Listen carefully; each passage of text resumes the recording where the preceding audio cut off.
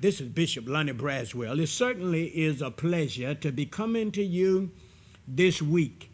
We're thanking all of those who watch our program and who keep continually to keep up with it. But I got some very exciting things to talk about, but I invite you to come out to our Valentine's Day service, which is 8 a.m. and 11 a.m., and I want you to come and enjoy yourself in the Spirit of the Lord. I want you to get some understanding, and I want you to get some old-fashioned, down-home preaching from the persons that's going to be preaching, which is me. Now, let me get into some information that I must get into. I don't know about you, but I'm curious about everything that I see, everything that I have an opportunity to run into and to understand. And of course, we've been talking maybe about what have been going on with the news. The fact that they're mentioning that a black planet or a giant planet or a planet called Nibiru is coming into our vicinity. And they are looking for it to start a lot of commotion in the month of March and April. And they are looking for poles of the earth to shift, the North Pole and the South Pole to shift. But what I want to share with you, that the doom and gloom that they're talking about is not going to happen at this time. But some great things are going to happen. And you're going to see the hand of God in what we are speaking about. Because what they're saying is that we could be entering into the tribulation period in March or April. But that is not true. We're not going to enter into the tribulation period, and meteorites are not going to begin to fall to the earth, not now.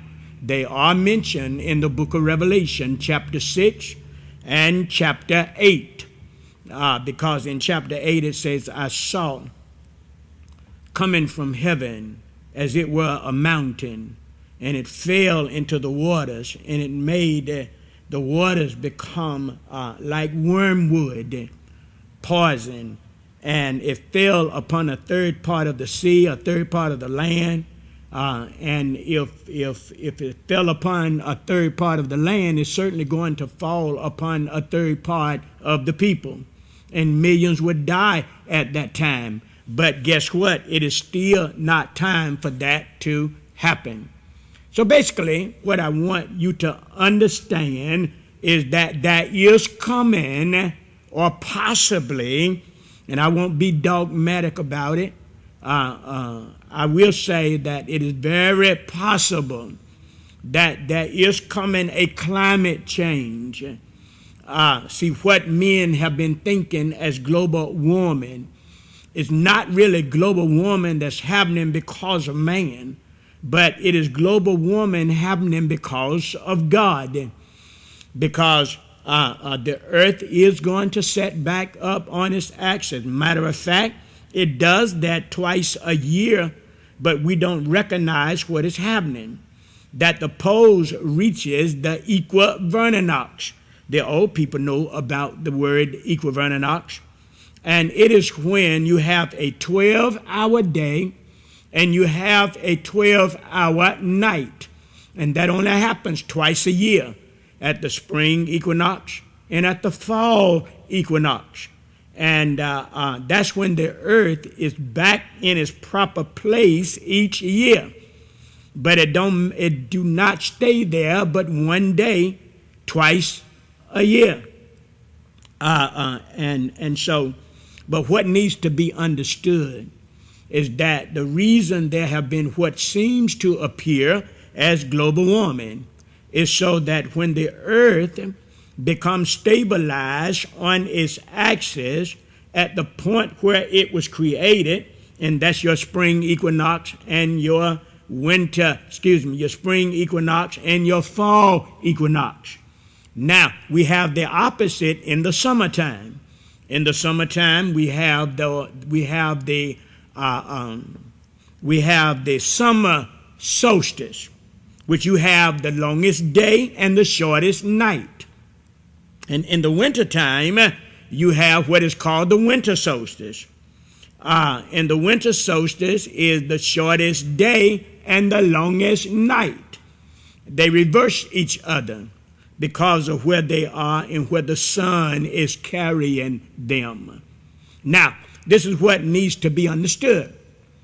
That there must come a time, and there is coming a time, when the earth will return back to its regular equivernance that happen every day. Matter of fact, Jesus proved this when Jesus said in St. John chapter 11, verse 9, "Are not there 12 hours in a day? A man walketh, and cometh at night, no man walketh." They don't know us now, but anyway, because we got a lot of lights around, we can walk in the night. But basically, what I am saying is that the climate is changing, and the reason the climate have been changing, they have really been melting ice up around the poles, so that when the climate actually changed, even as the older people used to talk, they had a saying that there will come a time when you could not tell winter from summer. And of course, that seemed to be very true right before Christmas. And in January and February, we are having Mr. Winter to let us know that he's still thriving and that he's still alive.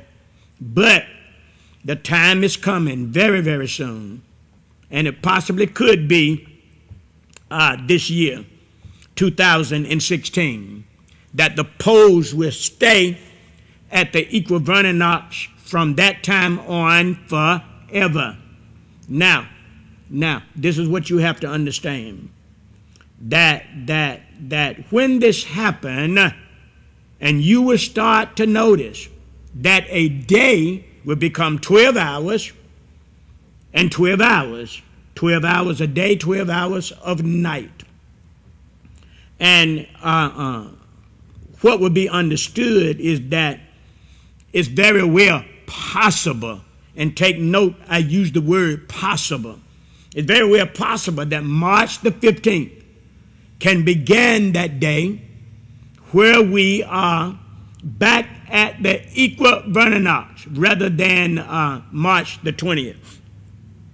But what I am saying is that in order for the waters to melt around the poles, too much water cannot enter into the ocean at the same time, or else it will cause us great problems. And to keep too much water from entering into the oceans, God have been melting the ice caps so that too much water does not enter into the poles and cause us too much problems. Now, but what I'm needing you to understand is that yes, the poles are going to set back up. In a year, it's going to become 360 days rather than 365 in a quarter. And so there's going to need to be a timeline and a calendar that is produced that could put us back in the right time where we should have been anyway. Because remember again, I say at the flood, that's when the earth leaned on its axis for 40 days and 40 nights. And from that time on, we then had the 365 day in a quarter year, which at that time our calendar had to be changed. And the Romans end up calculating time. The Babylonians had time that they tried to figure out, but that didn't work right. And the Romans figured out time. And it was figured out, I understand, by a man named Alexander for Caesar in the year 46 BC. Now, so the New Year's was then placed on March the 15th. That's why in the literary play Julius Caesar, you read that Julius Caesar was killed on the Ides of March, which is March the 15th, which is the regular or the New Year's Day. So whoever, the person that figured out time at that time, and I'll be upfront with you, since this is Black History Month, in case you don't know this, it was a black man by the name of Alexander that figured out time from Noah's flood and calculated it correctly. So they did have the New Year's on March the 15th during the days of the Caesar. And you know, I often tell you that Christ was not born at Christmas time, December the 25th. Christ was born at April the 5th, because there was another Ides for the month, which is the Ides of April, which is when we pay our taxes. And because we pay our taxes April the 15th. Amen. And Christ was born on April the 5th. That's when Joseph had went to Bethlehem. And so many people had gathered there until there was no room in the inn. And therefore, Jesus was born in a manger. You can't make no fire in no manger with hay and animals and all that kind of thing in there in the heat of winter. And Christ was actually born April the 5th. Now, this is what needs to be understood, is that there is a prediction about a planet, and I wish that you would look up it on the internet to see what the prognosticators are saying that is going to happen. And oh boy, they have a prognosis of doom and gloom. But that's not going to happen right now, because everything can only happen in the timing of God. And God is not ready this moment for the tribulation period to come. And it'll be a couple of more years before we enter into the tribulation period. But before that time, God is going to restore his body. And the church have a work to do before we get out of here. I know that you hear people saying there's nothing else that Christ have to do before he come. But they don't quite know what they are speaking about. You cannot find no reference to that at all in the Bible. But you can find the reference that no man knoweth the day nor the hour in which the Son of Man shall come. But as the days of Noah were, so shall it be also for the coming of the Son of Man. I wish that you would take the time and go back. Before you go back, though, ask every question. Did Noah know what time it was going to rain? And the same thing that God told him is the same thing that he will also tell us. So basically, I want you to understand this. Read it for yourself. Ask questions for yourself. And one of the questions that you need to put in there is, does Christ know everything? And Christ is the Son of God, and yes, Christ knows everything.